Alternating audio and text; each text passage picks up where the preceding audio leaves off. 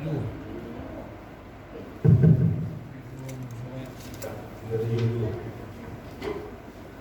Jilid 2.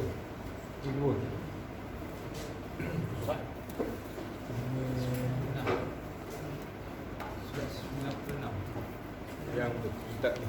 Bukan 3 kan? Eh? 2 6 3. 2 243. Yang kitab tu. Oh, ada dia. 96. Yang ni 96. Tak lama. Tak ni. Oh. Tak syarah. Bukan syarah pun tak? Dia ni je. Tak ta'liq. Dia menambah dalil.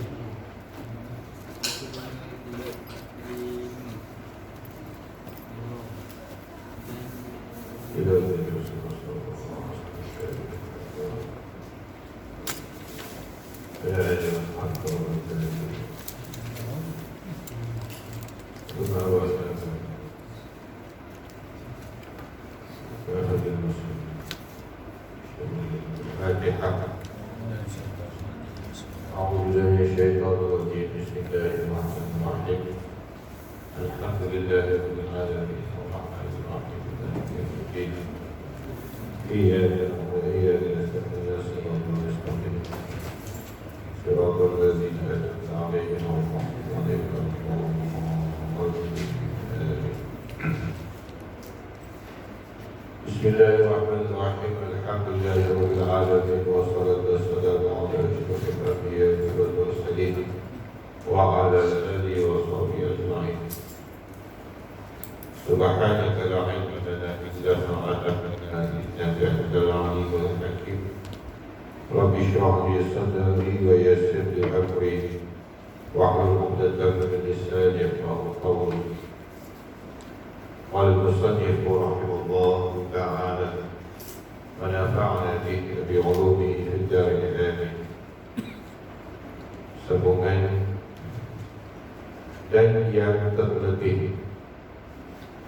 yang terlebih muakkad daripada segala sembahyang itu sembahyang 2 hari raya.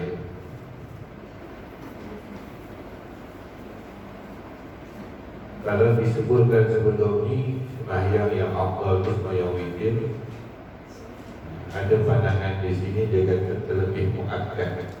Itu apa? Afdal dan muakkad kita sama.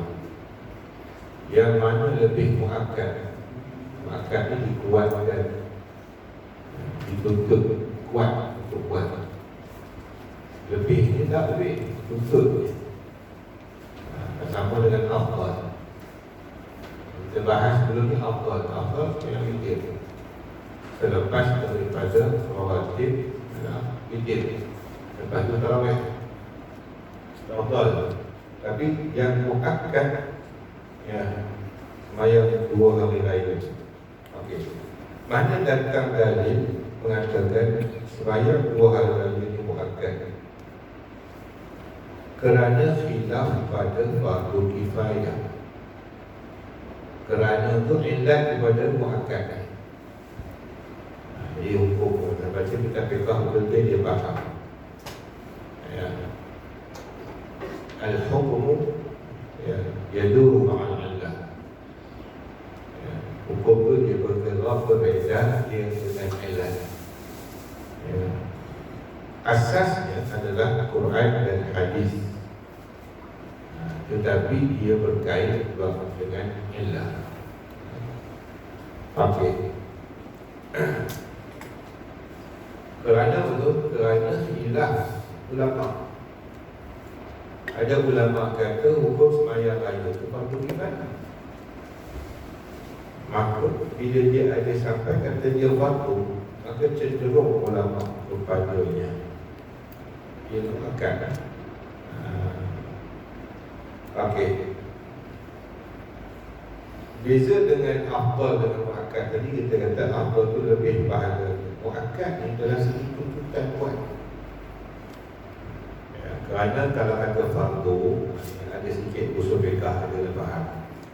Fardu wajib itu tuntut buat lazim. dia tuntut buat tapi lazim semestinya. Perkara sunat tuntut buat juga tapi tidak lazim. Jadi dalam tuntut buat sunat itu ada yang sangat dituntut buat, ada yang kurang dituntut buat. Jadi sunat muakkad itu kuat tuntut dia, tak wajib tapi kuat tuntutannya, tak sampai lazim. Jadi dari segi tuntut untuk pergi sembahyang raya atau buat sembahyang raya lebih kuat tuntut dia daripada sembahyang lain. Dia nak sampai kepada tuntut muakkad. Sebab ada khilaf yang mengatakan dia kifayah. Jadi takut kita kata mazhab kita ni dia meraihkan yang berat. Bila ada kata wajib, maka dia cenderung kepada buat kuat. Kerana takut nanti khilaf tadi kalau kita tak buat, hakikatnya wajib. Rugi kita. Jadi kalau orang buat dapat pahala sebab betul ijtihad dia kata wajib, kita tak terlepas. Faham? Kemudian sembahyang gerhana matahari baru kurang sikit, bawah pada sembahyang raya. Dan gerhana bulan kerana takut lumpur dengan habis gerhana.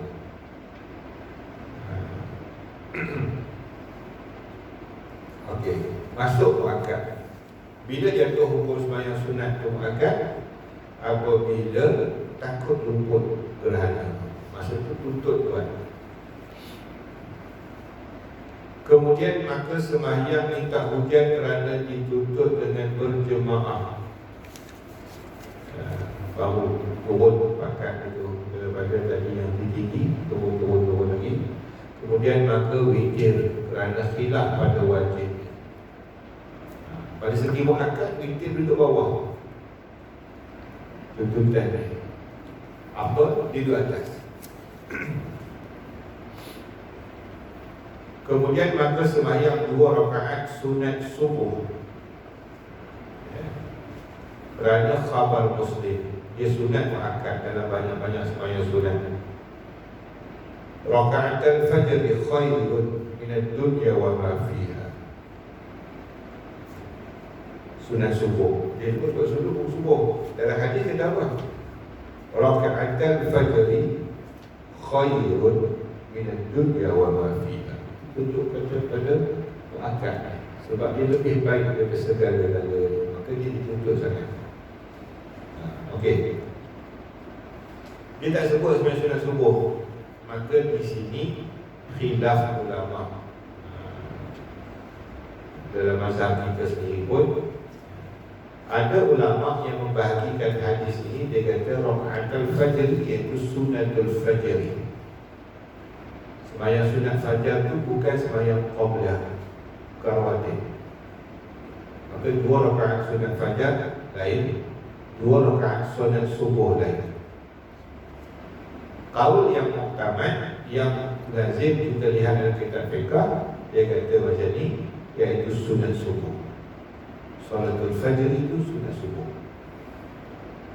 Maka kita nak raih mazhab, buat dulu.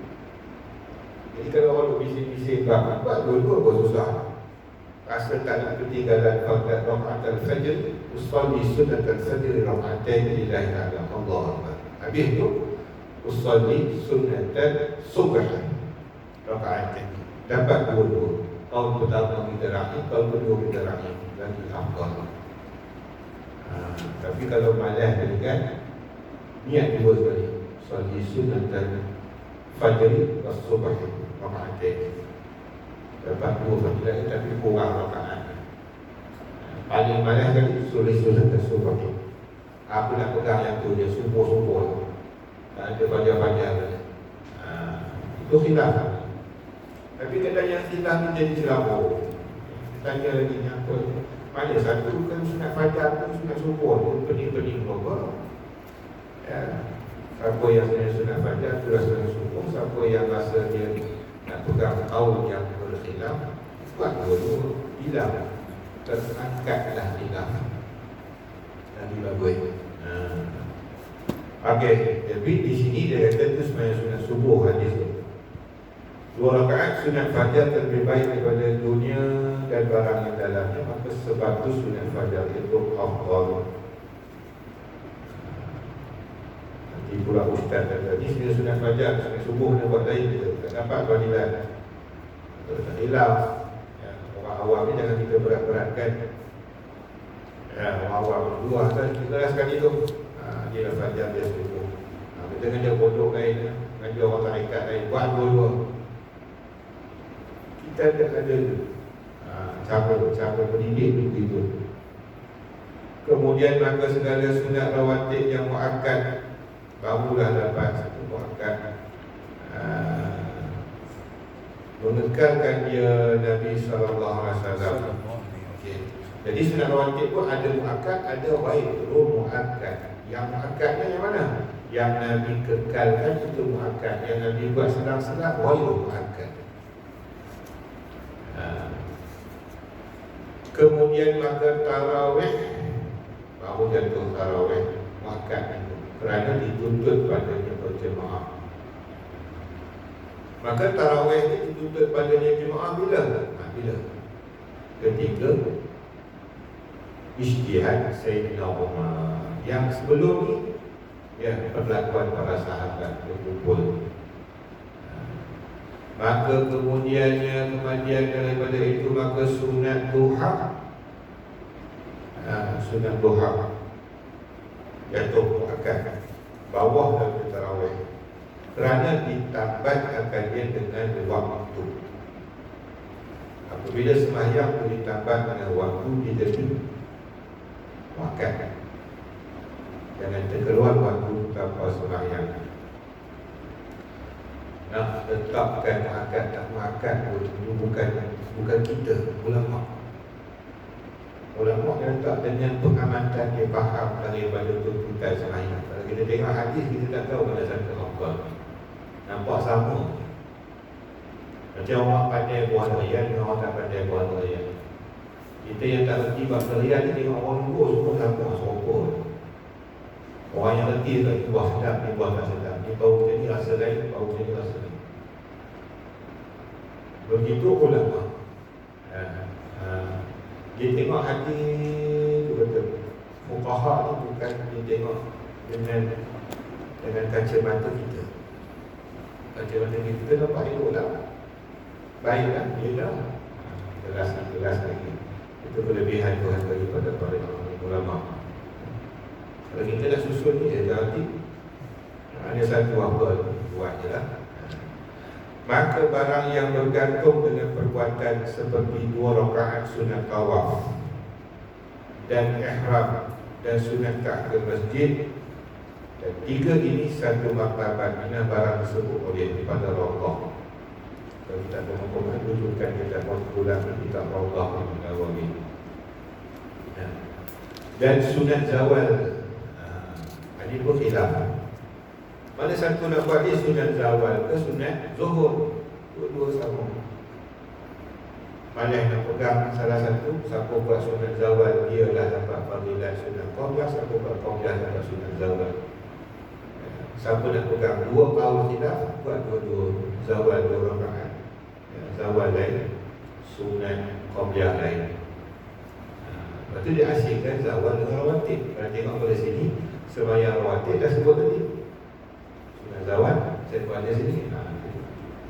Itu beza tu. Dan sembahyang sunat ghaflah. Apa nama sunat ghaflah ni? Sunat ghaflah, maksudnya sunat ghaflah tu. Dan dinamakan dia sunat ghaflah ni sunat al-awwabin. Sunat awabin ni sunat bagi orang yang ghaflah. Ghaflah ni lalai. Sekurang-kurangnya 2 rakaat, sebanyaknya 20 rakaat. Sebagian ulama mengatakan sunat awabin ini dibuat antara maghrib dan isya. Ada kata waktu duha. Maka adalah keduanya pada martabat yang bergantung dengan fi'il, yang perbuatan Nabi SAW. Baru dia mengangkat. Kenapa? Kerana Nabi buat. Kemudian maka sembahyang sunat pada pada alam dan malam, yang ini sunat mutlak pada malam. Sunat mutlak pada waktu malam. Ikutnya sunat mutlak bukan makan. Dia tak ada berkait dengan waktu, tak ada berkait dengan ini, ya. Tapi dia tu akad bila dia buat pada malam. Sebab waktu tahajud tu afdal. Bukan solat tahajud tu, setiap sembahyang pada waktu tahajud adalah afdal. Dia masuk akad. Dapat fadilat tahajud, qadha ke, sembahyang sunat ke, sembahyang sunat mutlak ke, sembahyang tahajud sendiri ke, sembahyang hajat, sembahyang taubat, dapat fadilat tahajud. Dan keempat, tadi hukum sunat. Dan keempat, sembahyang makruh. Ada sembahyang makruh, ya. Dan iaitu amat banyak sembahyang makruh. Okey. Makna ada yang sembahyang makruh, diri sembahyang tu makruh. Ada yang makruh tu datang bersebab. Okey. Dan setengah daripadanya seperti orang hendak qada hajat besar. Qada hajat besar tu dia kan? Atau hendak qada hajat kecil, makruh sembahyang. Hatta sembahyang waktu umum. Yang sembahyang waktu tu semuanya ada ketika makruh. Bila? Itu bagi ketika hajat, nak qada hajat. Baik, mana datang? Ya. Ada nas, maka dia kiaskan. Kerana dengan sebab qada hajat tadi menghilangkan, kalau tengok ilat dah ada dah hukum. Tak jumpa dalil. Sebenarnya ada dalil. Kadang-kadang kita fiqah kita tak jumpa dalil sebab kita baca kitab kecil. Ulama yang letak hukum ini jumpa dalil. Tapi kita nampak ilat, tak nampak dalil, nampak ilat. Di mana ilat dia? Kerana bila kita nak qada hajat, nak kencing, nak berak, hilang khusyuk. Hilang khusyuk itu datang makruh dalam sembahyang, maka lepaskan dulu qada hajatnya, baru sembahyang. Dalilnya ya, bab makan. Salah satu dalil lah, bukan itu dalil yang tepat. Tapi dalilnya boleh diambil bab makan hidang, apa hadis Nabi, ya, apabila dihidangkan asyar, ya. Kemudian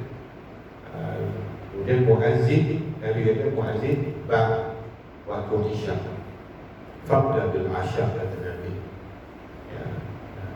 Apabila diletakkan ta'am, makanan, kemudian bilal berbab, ya, atau muazzin bab azan, ya. Kemudian waktu isyak, maka nak mula apa? Mula asyar, kata Nabi, makan dulu. Apa keperluan makan Nabi kata? Hilang khusyuk. Maka ulama bahas luas tu lepas hadis tu. Bila yang hukumnya sunat makan, ya, ketika mana yang katakan. Kalau sembahyang juga macam mana Nabi suruh makan. Ada kata harus, ada kata makruh, ada ketika jatuh makruh, ada ketika jatuh harus, ya. Kenapa Nabi suruh mula makan? Kenapa tak mula sembahyang? Sembahyang lalu jumpa Tuhan. Orang banyak dalil itu sekarang ni, ya. Kita tak menghadap Allah dulu, dia baru makan dulu. Ya, itu orang tak boleh fiqah, dia tak faham hadis. Hadis ada Nabi suruh makan dulu. Kenapa? Kerana kadang-kadang terlalu lapar membuatkan sembahyang tak khusyuk. Khusyuk satu daripada elemen yang penting dalam sembahyang. Hilang khusyuk, hilang pahala sembahyang walaupun sah. Maka nak sembahyang tanpa pahala, ya, makan dulu, tangguhkan waktu sembahyangnya. Kalau makan boleh ditangguhkan, yes, maka kencing berak lagi. Sebab apa? Kalau darurat atau berak ni memang tak boleh kosong semayang. Jadi teruk dia boleh tak makan. Nak terkencing ke terkucing ke boleh. Maka maknanya sunat dia tinggalkan semayang tu ataupun tangguhkan semayang tu. Baik, ini ketika mana? Ketika belum masuk semayang. Apabila dah masuk sembahyang, rasa nak terkentut, rasa nak terkencing, sunat tahan wajib. Sunat tidak dibatalkan sembahyang. Kerana dah masuk syuruk fil wujud. Ini pun kadang-kadang fiqah ni ada juga orang kadang-kadang tersilap. Ada dalam fatwa-fatwa dalam apa ni, radio, soal jawab dalam YouTube, ustaz-ustaz hebat lah. Dia tersilap. Dia kata kalau dah tengah sembahyang rasa tertentu, berhenti, dia sunat berhenti sembahyang. Dia tersilap. Fiqah ni dia boleh tersilap kalau dia banyak sangat hukum, cabang hukum tu banyak. Dah, dia kalau sebelum sembahyang hukumnya makruh sembahyang. Mana makruh menahan berak kencing apa ni untuk sembahyang. Jadi makruh sembahyang tu. Sunat dia pergi kencing berak. Tapi bila dah masuk syuruk furud, dah masuk fardu, dia dah takbir Allah Akbar, ya, makruh pergi kencing. Tahan Ustaz. Kalau boleh tahan, tak boleh tahan, berhentilah pergi dah kencing. Begitu. Sebab dah masuk waktu, masuk dah dalam bab ibadat tu. Tadi tak masuk lagi. Hukum sebelum masuk sembahyang tak sama hukum setelah masuk sembahyang. Ya. Hukum tu kalau siapa faham fiqh tu dia banyak berkaitan. Contohnya azan, namaz, iqamah. Dan solat tidak dikatakan sembahyang ketika mana aqamah solat. Mungkin masa solat tidak dikatakan sembahyang apabila telah didirikan sembahyang. Lebih kurang hadis itu awam aqal. Boleh rujuk pada kitab Bukhari, kitab Ibnu Abi Jabah al-Bukhari. Okey, dia kata kalau dah diqamatkan sembahyang, ya, maka dah solat, dah tak boleh sembahyang. Ya, ulama bahas dia bukan tengok itu. Ya, dia bahas maksud Nabi tadi uqimat tu dah sembahyang belum? Maka kata dia belum sembahyang. Belum sembahyang, tiba-tiba orang kamat, makruh dia sembahyang. Kena pergi sebab nak dapat fadilat takbiratul ihram bersama imam. Tapi kalau kebiasaan orang situ kamat lepas kamat dia lari, buat imam yang takbir. Setelah kamat tu imam baru turun daripada atas bilik dia. Dia sempat sembahyang, maka sunat sembahyang. Bukan semesti kamat tu je, tak. Itu kata fiqah dia, bukan dia pada hadis tu. Jadi pada edat hadis, kenapa hadis kata itu penting. Bukan dia nak sebiji hukum tu keluar 5-6 hukum dari satu hadis. Dia beranak hadis. Kan? Kalau kata dia orang telah sembahyang, Allahu Akbar, tiba-tiba pemilihan kamat, Allah Akbar, adakah dia kena berhenti sembahyang? Wahabi kata wajib berhenti. Payah Wahabi. Dia kata wajib berhenti sembahyang. Kalau tu berhenti sembahyang, makruh. Ketika itu tuntutan fiqahnya sunat dia segera wajib. Sunat dia segerakan sembahyangnya. Buat yang wajib dia tinggal yang sunat. Kenapa? Fadilat dalam sembahyang dia rendah pada fadilat dia ikut imam. Kerana mengejar fadilat. Kenapa tak jatuh wajib? Nanti kata dah solat tak sah sembahyang. Dia fatwa gitu, tak sah sembahyang. Kerana dalam konteks ilmu fiqh tak boleh nak kaitkan tak sah. Tak boleh. Sebab ikut imam sembahyang fardu itu hukumnya fardu kifayah. Ya, fardu kifayah tu. Kalau kita katakan martabat dia bila dah ramai orang sunat. Walaupun dia baru bilang, tapi martabat dia sunat. Ya. Mana afdal dapat pahala nombor 7 ikut imam. Kalau tak ikut imam pun dia sah. Bila sah, kenapa nak kena batalkan sembahyang ikut imam? Tak boleh nak pergi ke wajib, tak boleh. Fiqah kata.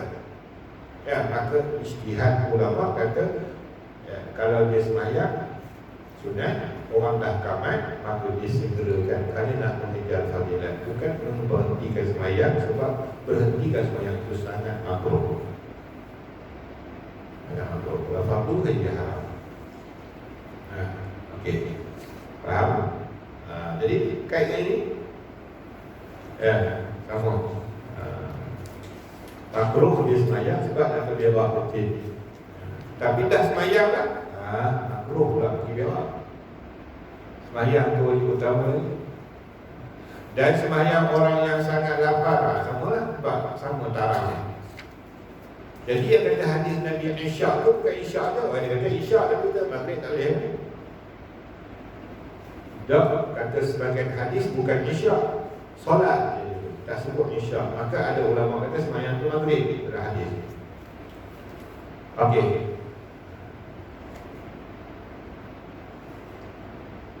Adalah sebagian orang kita bila pergi Mekah, dah ramai orang pergi buat umrah, ramai asatizah kita ni pergi mengaji Mesir.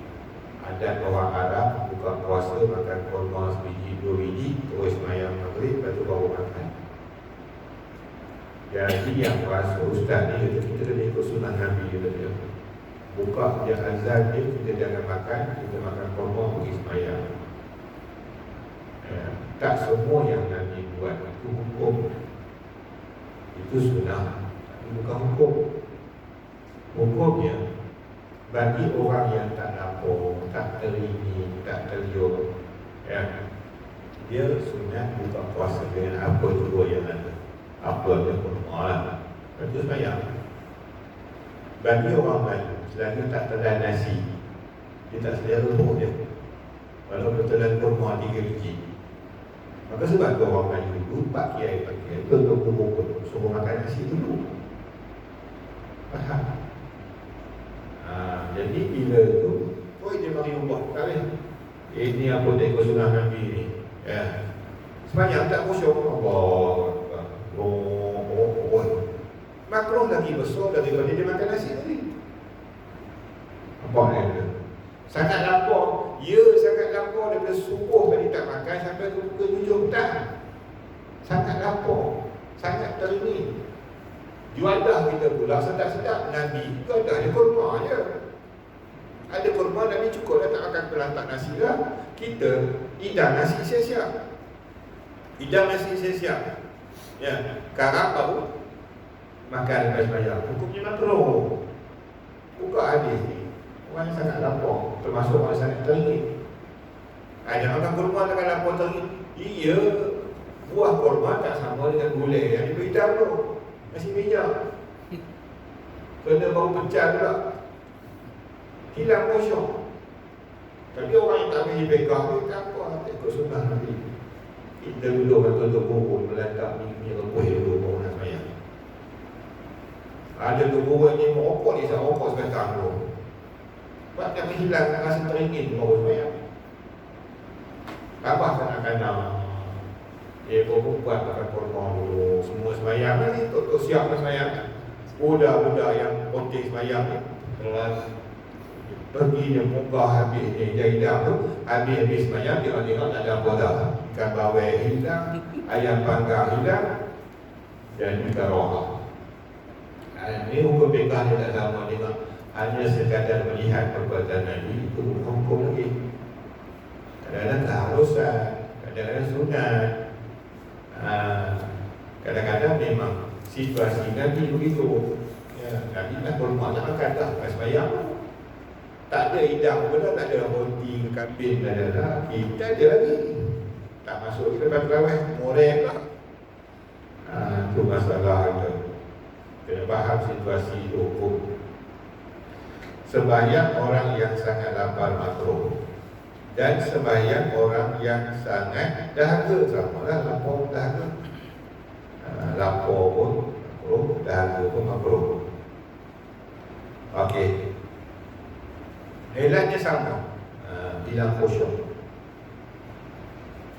Dan sembahyang orang yang sangat ingin akan memakan makanan. Ini lagi lah. Dia tak lapor dan teringin makan tu. Itu yang ulama bahas. Ini semua daripada hadis yang sama. Dan dia satu je. Jika sudah hadir makanan dah ada hidang, nampak? Kalau dah morel, proposal catering, dia dah hidang siap, makan dulu. Itu makanan kita yang kita teringin. Teringin. Siapa tak teringin boleh ubah lah. Atau hampir kepada hadir. Nampak orang hidang tu. Itu hampir pada hadir. Tak ada tak pergi. Mana catering? Catering tak sampai lagi Kerana bulan Rasul tengah on the way. Ni nak semayang ke makan dulu. Ni semayang dulu lah. Tunggu apa lagi? Datang tak ada lagi. Tapi kalau dia dah datang bagi hidang lah, makan dulu. Makan mana? Makan sampai hilang teringin lah. Jangan sampai melantak bohong lah. Maka hendaklah dimakan supaya pecah nafsunya. Ini yang pengarang kitab ni penting. Syekh Al-Qadhani. Kenapa kita mengaji Syekh Al-Qadhani? Syekh Al-Qadhani ini waliullah, ahli sufi, ahli tarikat. Tapi dia tak tinggal fiqh. Kalau ikut sufi, dia lagi sufi. Tapi tu nafsu ni kadang-kadang tak boleh lawan dia. Kita pecah dia. Bagi dia hilang teringin. Lepas tu kita tarik dia heret bawah dalam sembahyang. Tidak, kita nak tarik nafsu. Nafsu tak mau, tarik dia macam budak. Tinggal dia, marah dia, pukul dia. Dia tak mau, dia pun tak mau. Pukul dia, suruh pergi sekolah. Cuba umpan dia. Umpan pergi sekolah, dapat duit. Pergi sekolah ada coklat. Pergi sekolah ada ini. Dia pergi. Umpan dia. Begitu nafsu. Kita nak lawan dia. Tak apa. Kamu kata kamu tak mau, kamu nak sembahyang juga, tak nak makan. Elok takbir Allahu Akbar. Dia mari bau boleh. Mudah tidak Fatihah ke mana, apa mana. Okey. Beberapa suap. Bukanlah makan sampai 3 bidang. Kalau ikutnya dia suruh beberapa suap yang kita pecah nafsu. Maksudnya hilang teringin. Dia makan sampai setengah dalam macam Pak Arab tu. Memang tak sembahyang terus. Supaya hilang inginnya. Bahkan jika ada makanan yang dibawa sekali dua, maka dikenyangkan sekali jika luas waktunya. Makanan tu kalau ikut makan, kena makan kenyang. Dia memang nak kenyang. Dia tak boleh tak kenyang orang ni. Kenyang tak ada uti-uti. Dia ada orang tu, tak semua orang sama. Kalau orang yang itu dia makan kenyang. Syaratnya waktu dua hari. Waktu sempit saja. Nak sembahyang terutamanya. Dan sembahyang orang yang sangat mengantuk, makruh. Tu kadang-kadang kita kata Al-Jahilu yang disebut oleh Imam Malik. Al-Jahilu Abdullah walau kana abidan. Orang jahil tu musuh Tuhan. Kenapa bagi musuh Tuhan? Dia buat kerja makruh. Makruh dalam apa? Makruh lah ibadat. Makruh makan pentai tak apa.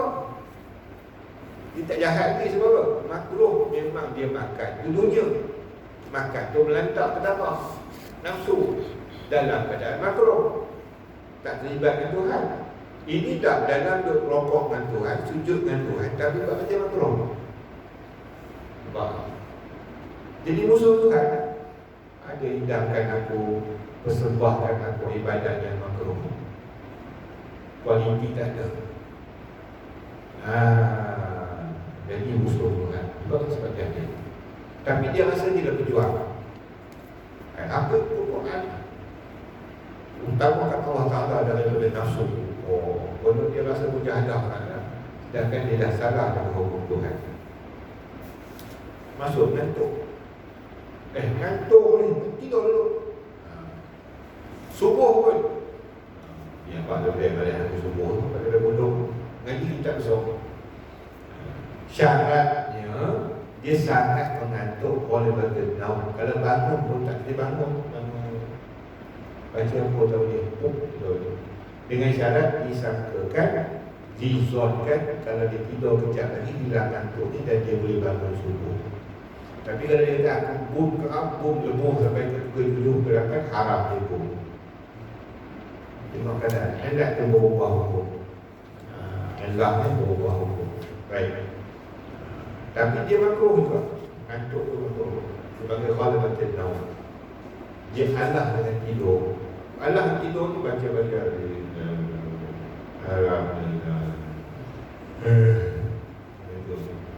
ada khusyuk lah sembahyang haram. Fatihah itu tidak salah. Maka menyebabkan kadang-kadang sembahyang itu tak sah. Fatihah ni tak betul dulu. Maka dia kena segarkan badan dulu. Okey. Tapi kalau dia mandi, boleh basuh muka, hilang mengantuk dia sembahyang, itu tak ada pula dia suruh tidur balik. Itu kena sembahyang sebab ada alat untuk menghilangkan lega-lega dia mengantuk. Dan sembahyang tunggal daripada soft makruh. Duduk sorak-sorak dalam soft. Ini isu hari ini nak kata apa-apa. Ya. Okey, tiada masuk kepada soft. Dia lebih makruh berbanding renggang. Yang kita sembahyang renggang makruh dari hukum asalnya. Sekarang ni masuk pada darurah lah. Hilang terangkat hukum makruh. Okay. Sembahyang seorang diri di belakang lebih makruh. Makruhnya menyebabkan tak dapat pahala 27. Tapi kalau renggang dapat pahala 27, tetapi kurang afdal. Makruh kurang pahala.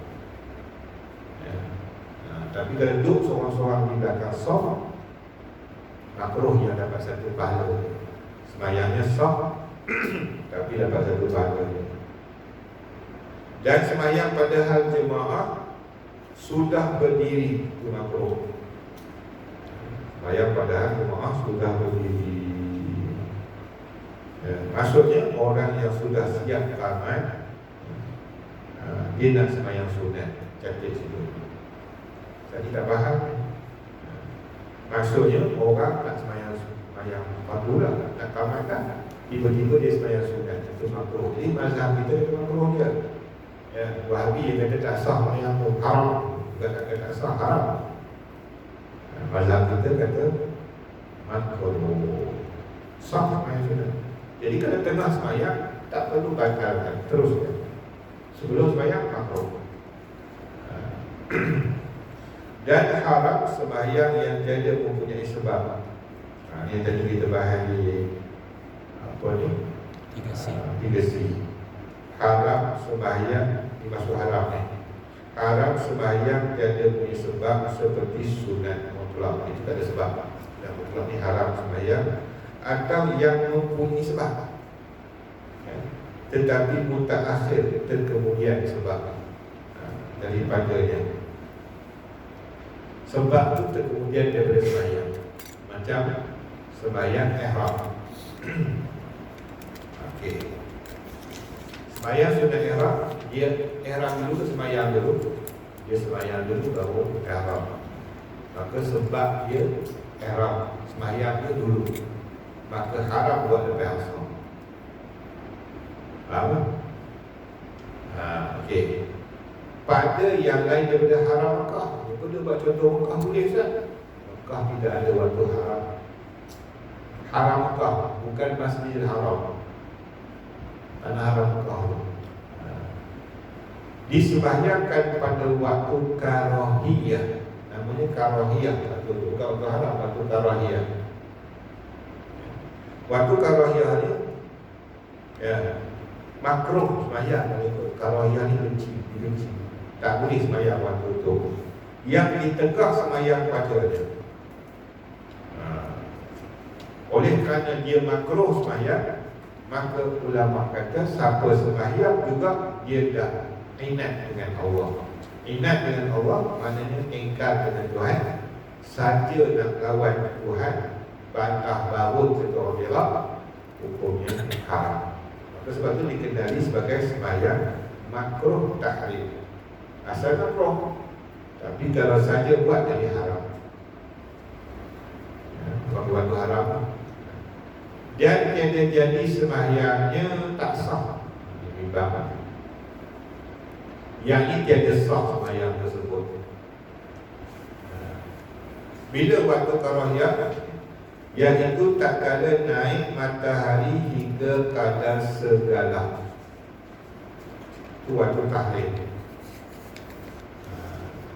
Okey.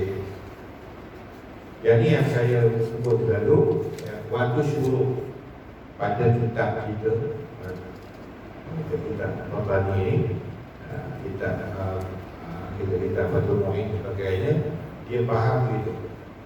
Waktu karahiah ni, iaitu waktu naik matahari sampai segala, dikenali sebagai waktu haram sembahyang. Sembahyang apa? Sembahyang mutlak.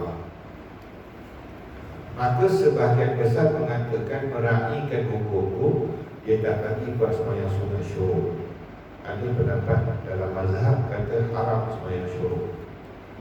Ada pendapat kata boleh buat sembahyang syuruk tetapi ditakhirkan waktunya, iaitu sehingga kadar kedua matahari, walaupun tak sampai segala.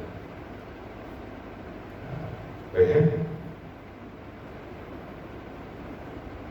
Dan tak kala rembang-rembang matahari hingga gelincir. Rembang ni waktu kejapnya, tapi syuruk tu waktu lama. Sebab dia keluar matahari itu bulan, ikut bulan matahari itu. Habis bulatan tu barulah boleh sembahyang. Jadi ulama letakkan lepas bunyi jam syuruk 7 minit lepas tu baru boleh sembahyang. Sebab bila dah 7 minit baru matahari habis keluar. Walaupun tak sampai segala, tapi kalau ikut yang ni asalnya sampai segala. Itu masuk waktu syuruk. Jadi dia tak jadi haram sebab dia waktu syuruk. Itu baru nama syuruk. Isyraq, sunat isyraq. Kalau sebelum tu tak nama isyraq. Kenapa dia tak haram? Sebab sembahyang sunat berwaktu ataupun sembahyang sunat bersebab, sebab isyraq. Sembahyang sunat bersebab tidak haram. Yang tak boleh sembahyang sunat berwaktu. Gelincir matahari ni sekejap je, sekejap je. Dalam Fathul Mu'in ada sebut sana. Dalam Tajuri pun ada sebut sana. Waktunya sangat sedikit. Kerana apa? Kerana matahari ni rembang itu maknanya terpacak betul matahari atas kepala. Tak ada bayangan. Kalau tak objek tak ada bayangan. Kemudian matahari kan dia bergerak. Kalau kita tengok sini matahari tak pernah berhenti, dia bergerak. Dia gerak dia satu hun, satu detik pun gerak. Dia dah lari matahari, lari bayang. Maka nanti sekejap dia, sedetik, 2 detik je. Jadi kenapa ulama kata haram? Waktunya pendek je. Ya. Haram jika takbir untuk haram ketika itu. Itu disebut dalam Fathul Mu'in yang juga Al-Tajuri, kesilapan. Haram takbir ihram bukan seluruh sembahyang. Jadi maknanya sebelum zuhur tu, ada orang kata setengah jam sebelum zuhur tu tak tepat. Ada ustaz kata setengah jam sebelum zuhur haram sembahyang. Mana pula? Dia takbir ihram pada waktu kembang tu.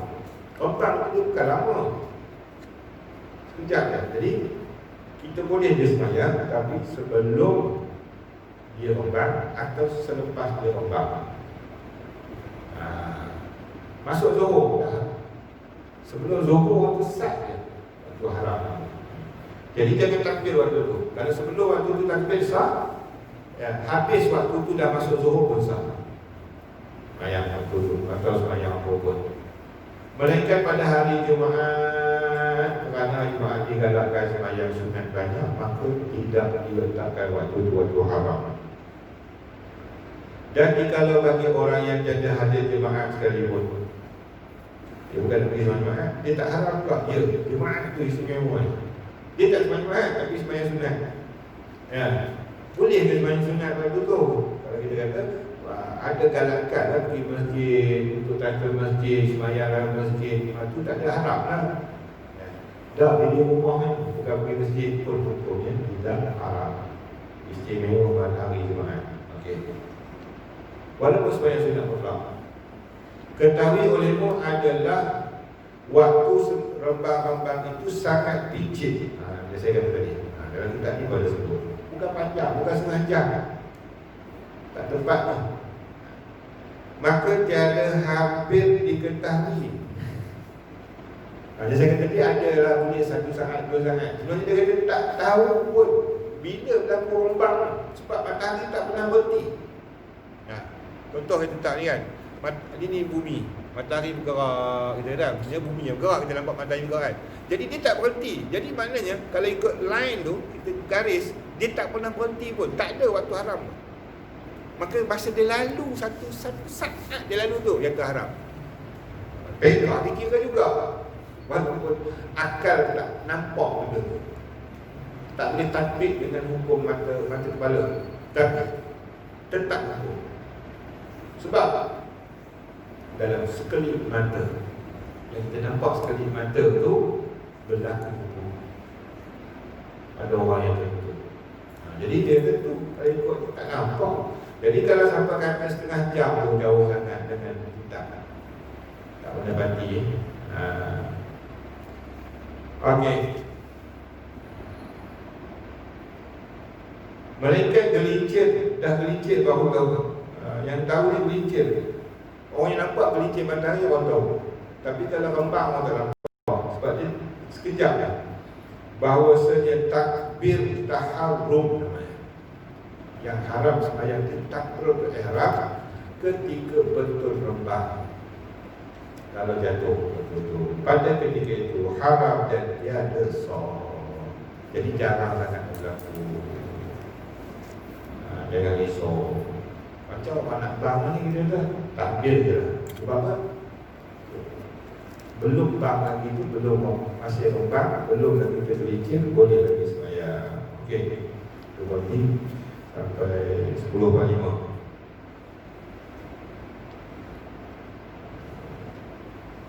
Dan inilah waktu yang 5 yang dinamakan waktu tahrim. Tadi kata karohiyah, asalnya waktu makruh kata dalam Fathul Mu'in, tapi dipanggil waktu tahrim pada ingat bagi orang yang melanggar. Tadi kan belajar. Kemudian dia bersubuh. Okey ni bunyi belajar. Taharum pada ketika itu haram. Dan tak kala kuning-kuning hingga jatuh matahari. Waktu kuning-kuning hingga jatuh matahari tak jatuh lagi. Dia terbenam betul matahari itu waktu maghrib. Jadi sebelum terbenam matahari itu separuh. Ada kuning-kuning lagi nampak cahaya matahari itu waktu haram. Dan kemudian daripada sembahyang subuh hingga naik matahari sedalam itu waktu haram. Dan kemudian ada sembahyang asar. Lepas sembahyang asar, bukan waktu asar, lepas sembahyang asar. Dan jikalau sembahyang dengan jamak takdim sekalipun hingga masuk matahari. Wah. Kita sembahyang zuhur takdim dengan asar. Dan asar dengan sembahyang sunat kan? Kalau sembahyang yang mutlak. Sembahyang ba'dah qabliyah boleh. Kenapa boleh ulang qabliyah ba'dah? Sebab dia sembahyang baru waktu. Bukan sembahyang sunat yang haram, yang mutlak yang haram. Yang sebab tak. Maka sembahyang qabliyah ba'dah boleh. Yang tak bolehnya sembahyang lain dulu. Yang mutlak, sembahyang taubat, itu martabat ni sembahyang mutlak. Sembahyang hajat, istikharah, pergi. Dan inilah waktu yang 5 dinamakan dia waktu tahrim dan dinamakan waktu karohiyah sembahyang pada dia. Maka 3 yang pertama iaitu tak kala naik matahari dan tak kala rembang dan tak kala kuning itu takluk dengan waktu. Dikira waktu. Dan 2 bagi 2 yang kemudian iaitu takluk ia dengan perbuatan. Baik. Maka manakala ia sembahyang subuh, dia buat subuh, bukan waktu subuh, maka bergantung haramnya. Tak buat subuh, tak ada. Kalau memang tak sembahyang subuh, lebih sembahyang sunat, tak ada dah berlaku haram. Dia belum sembahyang subuh ni. Berapa banyak sembahyang sunat boleh buat sebelum subuh. Dan manakala belum ia sembahyang subuh, belum ada haramnya hingga naik matahari. Okey, dah naik matahari, tak ada dah buat. Habis ada subuh lah, tak ada haramnya. Tapi berdosa tak sembahyang subuh, itu cerita lain. Maka haramlah sembahyang mutlaqan, yakni ada sudah disembahyang subuh atau belum disembahyangnya, maka dikatakan pada asal. Okey. Dan keluar dengan kata yang tiada mempunyai sebab atau sebab mutaakhir jika ada sebabnya itu mutaqaddam. Seperti sembahyang qada atau sunat tawaf atau sunat wudu atau sembahyang mayat atau sujud tilawah. Ini semuanya bersebab terdahulu. Okey, macam mana nak qada boleh jadi sebab terdahulu? Bila dia ingat sebelum zuhur,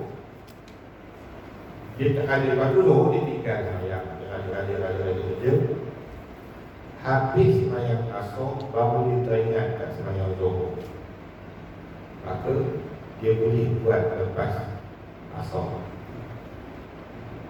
Masa dia baru teringat, itu waktu wajib dia qada, maka tidak haram waktu itu. Waktu qada itu bukan semua qada ini boleh buat lepas sembahyang. Itu kena rujuk tidak batu mu'in. Okey. Tapi kalau orang tanya saya kata apa lah? Kalau itu dalam kitab, sebenarnya qada pun tidak boleh disengajakan, ditakhirkan pada waktu haram. Jadi,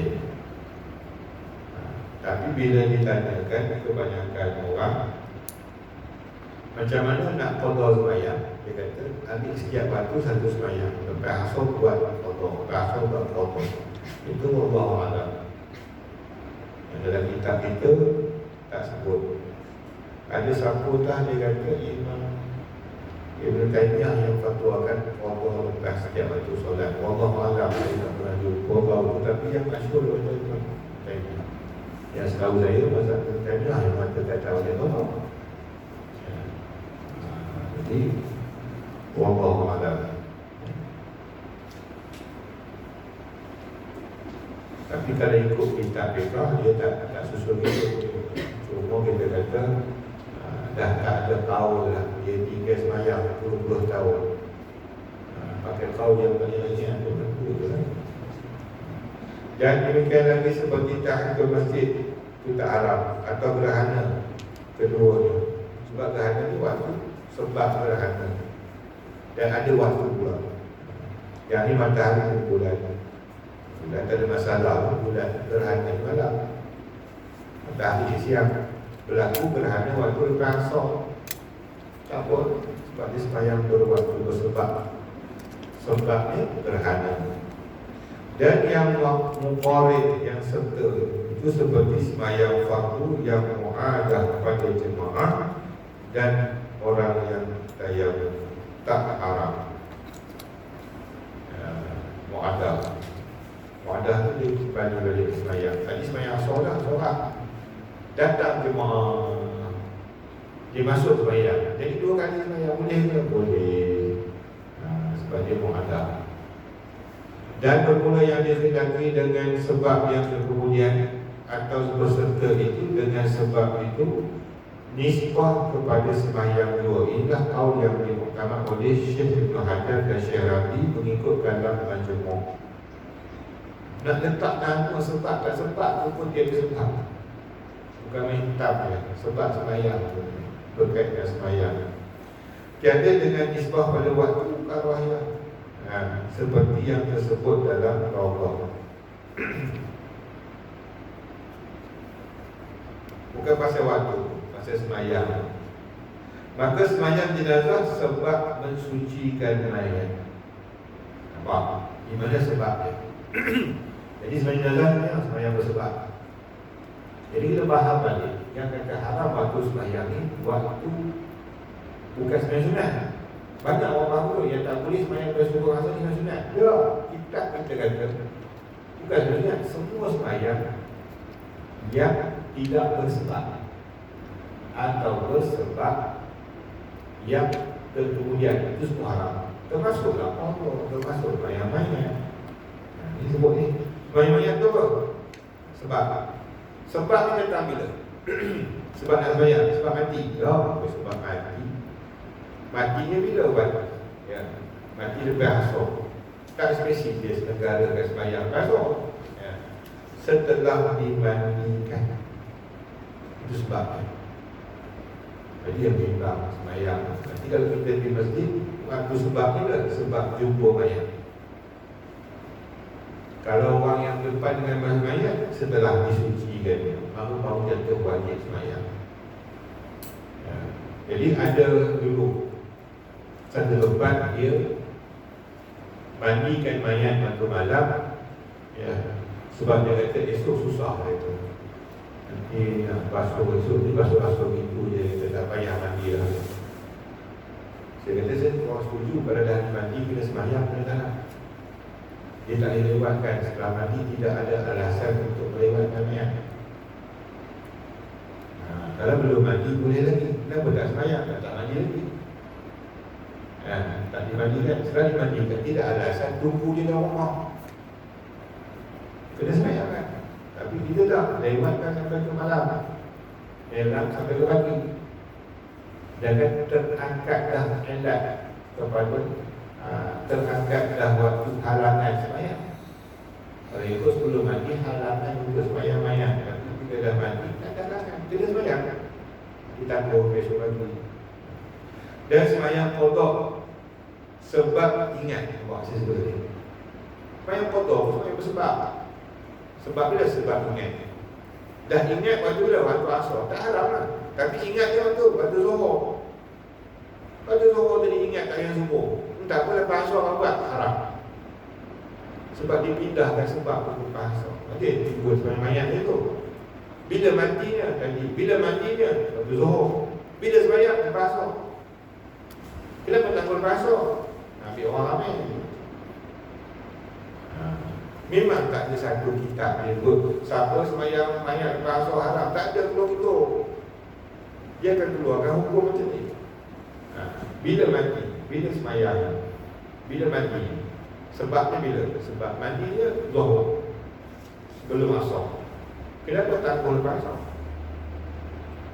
Kecuali dia mandi lepas asar, maka semayang lepas asar.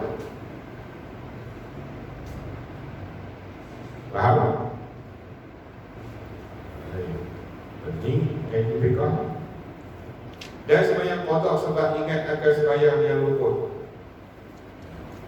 Dan semayang minta hujan sebab kemarau. Jadi kalau tak kemarau, tak ada minta hujan, maka haram lah kalau itu haram. Dan semayang gerhana sebab gerhana. Dan semayang nazar sebab nazar. Dan semayang sunat tawaf sebab tawaf. Dia nazar kalau dapat cucu lelaki, nak semayang 2 rakaat. Tiba-tiba beranak cucu tu lepas asar, tak ada masalah. Sebab lepas asar beranak. Tapi kalau beranak waktu zuhur, dia tangguh semayang lepas asar, haram. Sebab dia sengaja dilakukan dalam waktu tahrim. Dan semayangkan ke masjid sebab masuk ke masjid. Jadi kalau kita masuk masjid, waktu lepas asar, jangan niat nak semayang ke masjid, tapi niat masuk masjid. Niat masuk masjid nak ngaji, nak iktikaf. Bila dah masuk masjid, dapat hak semayang, maka tak haram itu. Niatul mari, apa tu kata, al-umur bimaqasidiha. Setiap perkara kita buat ikut kasat kita. Kalau kasat nak semayang tak ke masjid, waktu haram, hukum haram. Tapi kalau kasat nak masuk masjid, bukan nak semayang, ya, tapi dah masuk masjid, dapat hak semayang, maka harus. Itu beza dia. Detail lah, lebih kali detail gitu. Awam tak faham lah. Dan semayang sunnah, tawaf sebab tawaf, boleh baca lah. Wallahu a'lam bishawab. Sudah wuduk sebab mengambil wuduk supaya raya atas yang mengatakan harus kena masuk waktu naik atas. Wallahu a'lam. Sampai itu.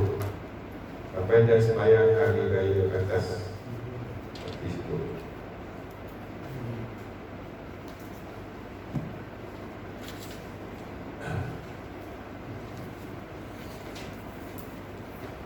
أعوذ بالله من الشيطان الرجيم. بسم الله الرحمن الرحيم. الحمد لله رب العالمين والصلاة والسلام على أشرف الأنبياء والمرسلين وعلى آله وصحبه أجمعين. اللهم افتح علينا الطريقين، اللهم افتح علينا الطريقين، اللهم افتح علينا الطريقين. اللهم نور قلوبنا بالذي أمنا وطاعتك فيك بالعلم برحمتك. Bukan apa.